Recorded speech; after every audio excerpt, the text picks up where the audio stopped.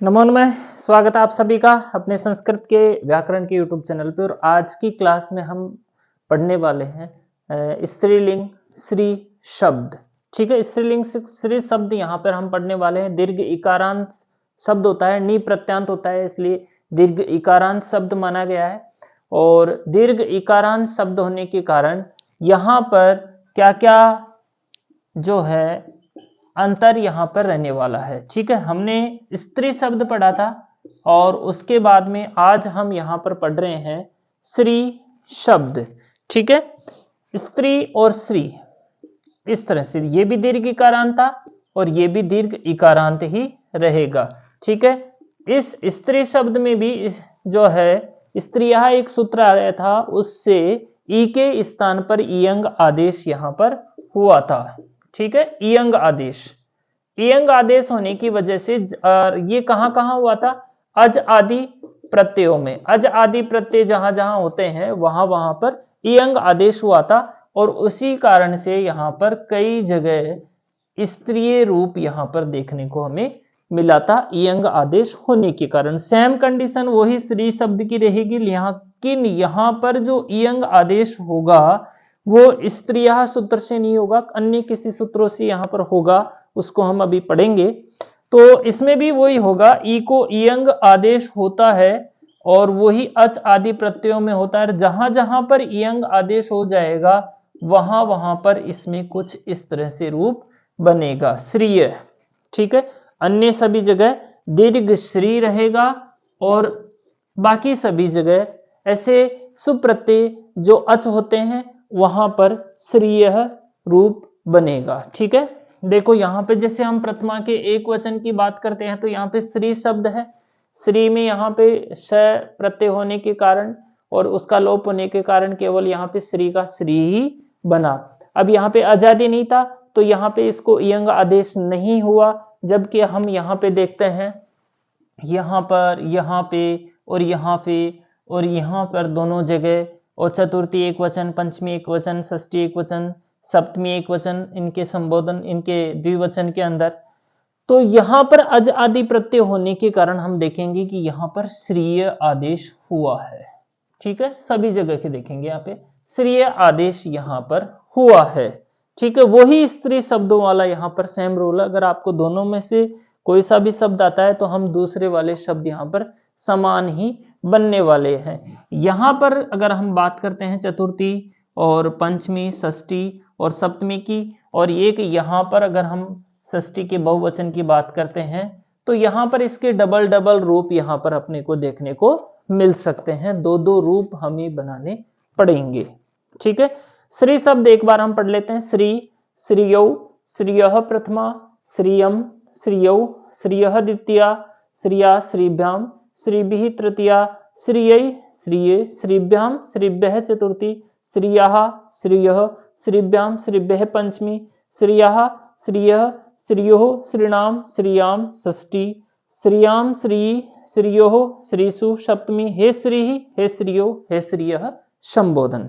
ठीक है, अब हम इसके बारे में यहाँ पे पता लगाते हैं कि ये क्या कारण है। भाई साहब एक एक की भारी पड़ रहा है, आप दो दो बना रहे हो यहाँ पे भी, और ये तो कभी दो बनाए नहीं है षष्ठी बहुवचन, तो इसको भी आप यहाँ पर दो बना रहे हैं। ठीक है, उसके लिए यहाँ पर अब श्री शब्दों में जो श्री शब्द होंगे उसके ई को इयंग आदेश होने पर शेष बचेगा ईय। ये तो हम सबको पता है क्योंकि स्त्री सिद्धियों में हमने सीखा ही है, नहीं सीखा तो एक बार उसे जरूर देख ले। ठीक है, सूत्र कौन सा आएगा यहाँ पे? ई को इयंग आदेश करने वाला वो सूत्र है अचि स्नु धातु ब्रुवाम यवरिंग उवंगो। ठीक है, ये सूत्र ई को इयंग आदेश करता है, उ को उवंग आदेश करता है। ठीक है, उकारांत शब्द को ह्रस्व इकारांत दीर्घ इकारांत को इयंग, ह्रस्व उकारांत दीर्घ उकारांत को उवंग आदेश यहाँ पर होता है। ठीक है, अब इसमें क्या दिक्कत हुई, ये भी वही सेम अच आदि प्रत्ययों में ही करता है। अज आदि प्रत्ययों में ही ये भी इयंग आदेश करेगा। ठीक है, तो ये तो सब में इयंग आदेश हो जाएगा। अब एक सूत्र आता है न इयंग उवंग स्थानाव अस्त्री। न, संबोधन इसका पदच्छेद करेंगे न, इवंग, फिर उवंग, स्थानाव, अस्त्री, इस तरह से स्थानो अस्त्री। ठीक है, तो ये सूत्र कहता है कि अस्त्री मतलब स्त्री शब्द को छोड़ करके जहां जहां पर इयंग उवंग आदेश होता है ऐसे शब्दों की नदी संज्ञा नहीं होती है। इस सूत्र ने क्या कर दिया, यहां पे मना कर दिया कि नदी संज्ञा नहीं होती है। मतलब कि श्री शब्द दीर्घ इकारांत होने के बावजूद भी और स्त्री शब्द होने के बावजूद भी न इयंग उवंग स्थानाव अस्त्री सूत्र से यहां पर इसकी नदी संज्ञा नहीं होगी। नदी संज्ञा नहीं होगी, इसका नुकसान क्या होगा, आठ नद्या से आठ का आगम नहीं हो पाएगा, आठ से इसकी वृद्धि यहां पर नहीं हो पाएगी।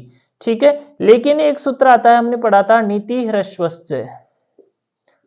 ये सूत्र कहता है कि जहां जहां पे न की इत संज्ञा हो जाती है, जहां जहां पे न की इत संज्ञा हो जाती है और अगर वो शब्द रूप ह्रस्व रहता है, ठीक है, तो वहां पर नदी संज्ञा होगी, नदी संज्ञा होगी।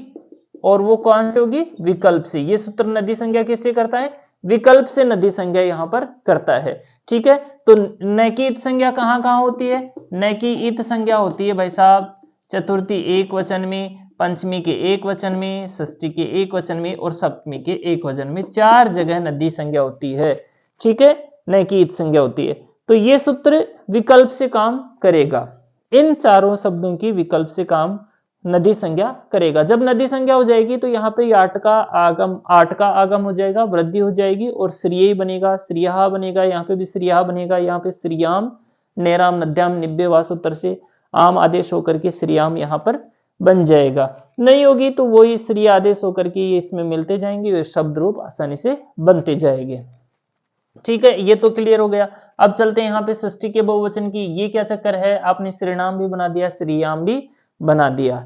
देखो एक वामी एक सूत्र है, वो कहता है कि आम प्रत्यय परे रहते, इयंग आदेश और उवंग आदेश हो जाता है, इयंग और उवंग आदेश होने के बाद में अगर आम प्रत्यय होता है तो वहां पर विकल्प से नदी संज्ञा होगी, वही मैटर है, विकल्प से नदी संज्ञा यहां पर होगी, एक बार होगी एक बार नहीं होगी। विकल्प से नदी संज्ञा हो गई तो नुट का आगम हो गया, और नुट का आगम हो जाता है तो फिर वहां पर श्री को श्रीय आदेश नहीं हो पाता है और वहां पर रूप बनता है अपना श्री नाम। देखो श्री ऐसे का ऐसा है, नुट का आगम हो गया, आम प्रत्यय हो गया, नय को नय हो गया और यहाँ पे रूप बन गया श्री नाम। ये तो जब हुआ जब हमने वामी सूत्र से इसकी नदी संज्ञा की। जब ये मना कर देता है कि साहब मैं इसकी नदी संज्ञा नहीं करूंगा, नदी संज्ञा नहीं करेगा तो यहाँ पे ह्रस्व नद्यापो नुट से नुट का आगम नहीं हो पाएगा, क्योंकि वो नदी संज्ञक शब्दों में ही नुट का आगम करता है और यहाँ पे नुट का आगम नहीं हो पाएगा। नुट का आगम नहीं हो पाएगा तो यहाँ पे स्थिति अपने पास रहेगी श्री प्लस आम। तो अब यहाँ पर ये सूत्र आ जाएगा अचेष्णु धातु ब्रुवाम योवर यंग वंगो, इससे श्री आदेश हो जाएगा और ये इसमें मिल जाएगा और आसानी से श्रीयाम यहाँ पर बन जाएगी।